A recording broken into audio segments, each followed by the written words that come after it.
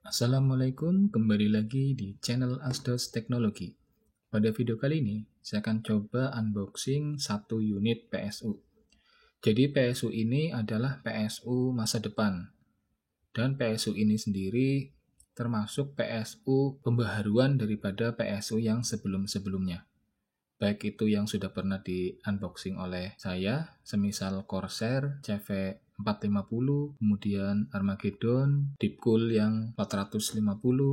Ini adalah PSU pembaharuan dari yang sudah di-unboxing. Kenapa disebut seperti itu? Karena PSU ini sudah menggunakan ATX 3.0. Banyak ya, nanti akan dibahas setelah dibuka boxnya isinya apa saja, nanti baru akan dibahas. Untuk Deepcool ini adalah produk baru dan ini sebagai salah satu solusi bagi teman-teman yang ingin merasakan apa itu ATX 3.0. Untuk PSU ini sendiri dari Deepcool serinya PL 550D. Untuk sertifikasinya sudah 80 plus bronze ya. Ini ada bronze. Saya coba dekatkan. Kemudian ini ATX 3.0 compatible. Ini bukan stiker, ini cetakan asli dari Deepcool-nya. Nah, ini pembeda dari seri sebelumnya, di mana cetakannya ini hanya sebagian, tidak seluruhnya. Dan ini juga bisa dilepas, seperti ini. Saya lepas dulu ya, daripada ini berat. Ini polosan, cuma ada tulisan Deepcool, garis hijau. Belakangnya juga sama seperti ini, ditambahkan PSU. Untuk serinya juga sama, Deepcool PL 550D. Belakangnya di bawahnya kosong, atasnya cuma Deepcool dan logo Deepcoolnya.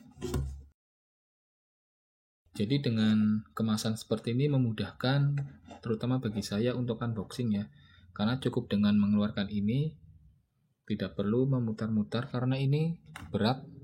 Kalau diputar-putar akan terasa susah seperti itu. Untuk bagian depannya seperti ini, tengah kosong ya, di dalamnya kosong, bawah kosong, atas hanya merek dan logo. Untuk bagian belakang seperti biasa ciri khas Deepcool itu ada yang namanya kurva. Kurva di sini 80 plus bronze ya. Di mana kurva ini menampilkan antara 82 sampai 85% efisiensinya, di mana di sini dimulai dari 20% loading konsumsi dayanya sampai 100%. Nah, untuk yang terbaiknya itu ada di 50% di sini. Ini selisihnya sedikit dibandingkan kalau sudah full load ataupun baru mulai. Seperti itu.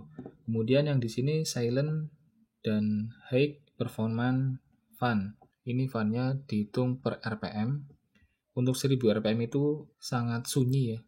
Karena yang 1100 saja terkadang sunyi, apalagi ini cuma 1000. Jadi bisa dikatakan ini silent. Kemudian baru nanti ketika sudah full load, hampir mendekati 80%, dia akan mencapai sekitar 1700-an. Di sini ya. Intinya kalau teman-teman menggunakan PSU ini untuk sekedar tidak terlalu berat, paling mentok itu di sekitar 70% atau 80%, di mana RPM sekitar 1000 atau 1200 itu masih tergolong sunyi atau silent. Nah, ini untuk keterangannya menggunakan beberapa bahasa, dan di sini saya cari tidak ada tulisan ID atau Indonesia, adanya Inggris, Denmark, dan lain sebagainya. Untuk mengeceknya bisa di www.deepcool.com. Untuk spesifikasinya ada di sini. Nah, untuk tipenya dia sudah mendukung ATX 3.0. Dimensinya ini hampir sama dengan PSU yang lainnya. Sertifikasinya 80 plus bronze. Fan size-nya 120 mm sama seperti PSU pada umumnya. Fan bearing-nya HYB hydro bearing. Topologinya aktif PVC DC to DC. Ini kapasitornya dari China Electrolytic Capacitor. Hole uptime-nya lebih besar sama dengan 16 millisecond. Untuk kelebihan yang ditawarkan ada banyak proteksi, ada OPP. Saya fokuskan dulu. Nah, Ada OPP, Over Power Protection, yang kedua OVP, yaitu Over Voltage Protection, SCP, Short Circuit Protection, OTP, Over Temperature Protection, OCP, Over Current Protection, UVP, Under Voltage Protection, SIP, Sure and Inrush Protection, dan terakhir NLO atau No Load Operation. Ini regulasinya menggunakan IRP 2014 standar. Untuk garansi ini 5 tahun. Jadi beda dengan Deepcool yang sebelumnya 3 tahun. Ini sudah berani memberikan garansi 5 tahun. Ini untuk AC inputnya full range ya, dari 100 sampai 240 voltasenya, kemudian 50 sampai 60 Hz, di mana 12 voltnya ini 45,8 ampere. Ini lumayan besar. Total outputnya 550 watt. Ini untuk kabelnya. Yang pertama biasa, pin untuk motherboard 24 pin. Kemudian untuk CPU-nya itu 4 tambah 4. Kemudian untuk PCI Express-nya yang 6 plus 2-nya itu ada 1. Kemudian nambah lagi 6 plus 2-nya ada 1. Jadi bisa menggunakan VGA 16 pin. Kemudian SATA-nya ada 3. Kemudian 4 pin periferal, ini biasanya molek ya. Yang 4 itu bundar lingkaran, itu ada 1. Nah, untuk kabelnya ini ada 2. Jadi nanti 2 menjulur SATA-nya, berarti SATA-nya totalnya ada 6. Kemudian moleksnya nanti ada 2. Nah, ini yang beda dari ATX 2.0 dan ATX 3.0, yaitu ada tambahan pin 12 VHPWR 16 pin. Ini untuk menggantikan pin yang ada di VGA card menggunakan 12 VHPWR, menggantikan yang PCI Express ini. Menurut sumber yang saya baca. Ini untuk panjang-panjangnya ya. Intinya panjang ini sudah cocok digunakan di casing manapun. Segede apapun, PSU ini sudah bisa digunakan. Lanjut, saya akan coba melihat isi di dalam boxnya apa saja. Ini saya pinggirkan dulu di sini. Saya akan coba. Bismillahirrahmanirrahim. Isi di dalam paket penjualan ada kertas dokumen Deepcool ya. Kemudian ada baut 4. Ada kabel power. Untuk tulisannya di sini terlihat 16. Mungkin dibalik ya, seperti ini ya. Nah, ini 16 ampere. Kabel ini 16 ampere. Kemudian yang terakhir yaitu PSU-nya. PSU ini dilapisi oleh pelindung berupa busa plastik, bukan bubble wrap ya, tapi ini busa plastik. Ada silika gel, kemudian PSU-nya. Nah, seperti ini. Ini buat penutup bagian atas, dan ada lagi yang bagian bawah. Ini lebih berat dibandingkan PSU yang Deepcool biasa, yang kemarin sudah pernah saya unboxing. Untuk PSU-nya dilapisi plastik yang cukup tebal ini. Saya pinggirkan dulu. Untuk PSU-nya seperti ini. Ukurannya sama seperti PSU ATX 2.0. Ini masih tersegel karena ini kondisi baru ya. Coba saya lihat. Nah, di sini dari distributornya tahun 2024 ya. Kemudian untuk bulannya itu bulan 9, karena huruf A ini bulan pertama Januari, maka I ini bulan ke-9. Berarti ini baru datang sekitar September. Saya belinya Oktober. Jadi ini benar-benar baru fresh. Saya belinya tanggal 15 Oktober 2024. Untuk kabelnya yang membedakan adalah 12 VHPWR. Ini untuk CPU atau prosesor. Ini untuk motherboardnya 24 pin. Ini PCI Express 8 tambah 8, 16 pin. Kemudian ini SATA. SATA-nya dalam satu lajur itu ada 3, moleknya 1. Kemudian ini PCI Express yang 8 pin sendirian.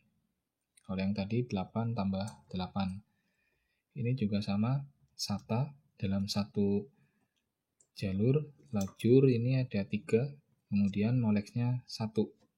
Dan ini yang terbaru, yang membedakan dengan PSU sebelum-sebelumnya, yaitu 12 VHPWR. Ini ada 12 pin, 1, 2, 3, 4, 5, 6. 6 tambah 6, 12. Nah ini seperti ini.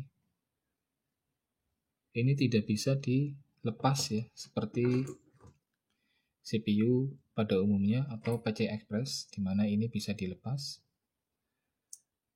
Nah, kalau ini tidak bisa, ini sudah menjadi satu kesatuan 12 pin, tidak bisa dilepas. Untuk kelengkapannya saya ulangi lagi, yaitu dokumen tadi belum sempat dibuka. Intinya jarang sekali orang yang membaca ini ya. Biasanya itu dibuka, kemudian tinggal pasang. Kecuali orang yang sangat rajin atau penasaran dengan isinya. Ini untuk PL belakangnya D series. Nah, untuk yang ini PL550D yang paling atas. Nah, teman-teman kalau membeli ini bisa dibaca sampai selesai. Untuk video ini saya lewatkan saja. Dapat 2, kemudian baut ya untuk dimasukkan, diletakkan di case. Kemudian silika gel, kabel power 16 ampere, plastik pelindung, kemudian busa plastik pelindung PSU juga supaya tahan benturan. Untuk harganya ini menurut saya sangat terjangkau. Teman-teman perlu menyediakan uang kurang lebih 700.000. Nanti akan ada kembalian lumayan untuk membeli nasi atau makanan ringan. Intinya 700.000 masih lebih sedikit atau ada kembaliannya sedikit. Masuk ke kelebihan. Kelebihan pertama jelas ini produk baru, fresh, karena baru dikirim oleh distributor bulan September 2024. Yang kedua ini sudah mendukung ATX 3.0. Yang ketiga sudah 80 plus bronze, ini lebih bagus dibandingkan 80 plus yang white atau yang polos. Kemudian yang keempat itu harganya kurang lebih 700.000, bahkan ada yang jual di bawah 700 atau 700.000 masih ada kembaliannya. Kemudian yang kelima sudah menjadi merek terkenal ya, Deepcool memproduksi PSU. Yang keenam ini membawa nuansa baru dalam kemasan, yaitu kemasan boxnya ini polos, nah kemudian dicetak pelapisnya yang full color dan didominasi warna putih seperti Deepcool pada umumnya. Untuk kekurangannya menurut saya ada di bagian konektor Molex yang hanya 2. Jadi teman-teman nanti dibuat rangkaian Molex supaya Molex yang hanya 2 konektor ini cukup untuk menghidupi, misalkan ada 7 fan yang ada di casing, itu harus dimaksimalkan dengan baik. Itu hanya satu menurut saya kekurangannya. Sekian video yang dapat saya sampaikan, semoga bisa menjadi referensi yang baik untuk teman-teman. Mohon maaf jika ada salah dalam penyampaian. Jangan lupa subscribe, aktifkan loncengnya, like, komen, dan share. Wassalamualaikum warahmatullahi wabarakatuh.